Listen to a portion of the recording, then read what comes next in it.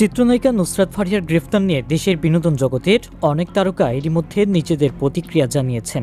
এবার ফারিয়াকে গ্রেফতার নিয়ে মুখ খুলেছেন অভিনেত্রী আজমেরী হক বাঁধন। সামাজিক যোগাযোগ মাধ্যমে ফারিয়ার একটি ছবি শেয়ার করে সকালে একটি পোস্ট বাঁধন লিখেছেন, কি লজ্জার বিষয়। এই মেয়েটি কোনো দোষই নেই, যে মেয়েটির দায়ী নয়।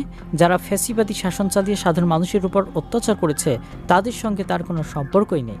এরপর দেশের বর্তমান পরিস্থিতি নিয়ে বাঁধন আরও লিখেছেন, বর্তমান পরিস্থিতি এবং ব্যবস্থা নিয়ে আমি গভীরভাবে উদ্বিগ্ন। আমরা এমন দেশে বাস করি না যেখানে ন্যায় বিচার সাধারণভাবে প্রচলিত, তবে এবারের ঘটনাটি একেবারেই গ্রহণযোগ্য না।